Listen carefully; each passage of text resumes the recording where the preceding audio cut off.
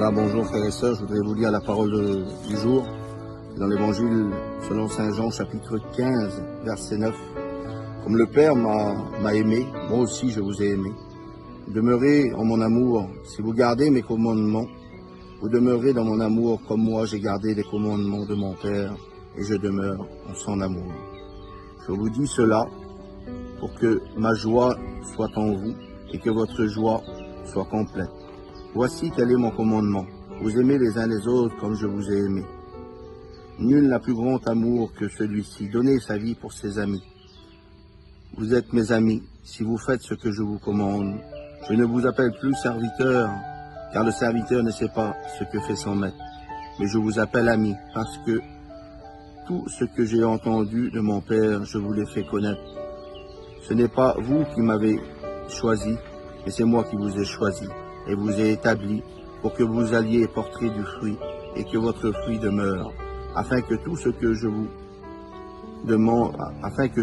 vous demandez au Père en mon nom, il vous le donne. Ce que je vous commande, c'est de vous aimer les uns les autres. Amen. Merci Seigneur pour cette parole.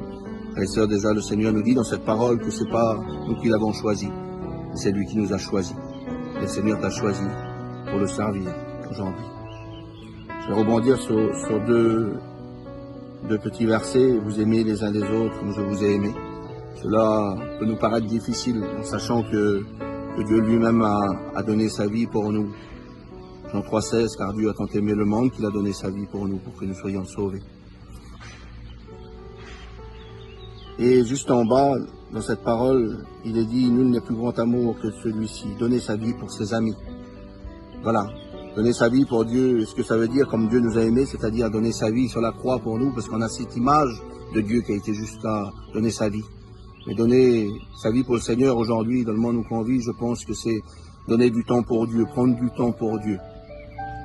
De prendre du temps sur Dieu tous les jours de notre vie. Dire Seigneur, ben voilà, vous savez, on court beaucoup dans le monde actuel. Beaucoup courent dans les choses de la vie, dans le travail, dans ces choses-là, qui viennent pour notre bien-être personnel. Le Seigneur veut qu'on le serve, le Seigneur a besoin de toi aujourd'hui. Le Seigneur a besoin de toi pour peut-être aller visiter une personne qui est dans le besoin, qui a besoin d'une parole de réconfort et d'encouragement. Ben, ce temps que tu auras donné pour visiter cette personne, ben tu auras donné ce temps-là, tu auras donné une partie de ta vie pour servir Dieu. Voilà, c'est ça, donner sa vie pour le Seigneur aujourd'hui. Alors, le Seigneur, il te demande à donner un peu plus de temps pour lui, pour le servir. Mais tu sais pas forcément aller dans l'église, peut-être s'humilier, se mettre devant une croix à genoux, mais c'est d'aller rendre visite, d'aller donner une parole de réconfort et d'encouragement. Voilà ce que le Seigneur attend de nous. Voilà ce que ça veut dire, donner sa vie aujourd'hui pour le Seigneur. Parce que le temps que tu auras donné pour cette personne, ben c'est à Dieu que tu le donnes. Le Seigneur nous appelle à nous aimer, sans attendre en retour. Peut-être qu'on n'aura jamais de retour. Mais le retour qu'on aura et le salaire qu'on aura, ben c'est de la vie éternelle avec le Seigneur. C'est ce qu'il nous promet, la vie éternelle avec Dieu. N'attendons pas d'avoir des récompenses ici-bas sur la terre pour les actes que nous posons pour servir nos frères. Mais c'est de Dieu qu'on doit attendre tout ça. Alors Seigneur, béni sois-tu, je te rends grâce, je te bénis Seigneur. Et viens nous pousser par ton Saint-Esprit, sois béni. Gloire à toi Seigneur Jésus. Amen.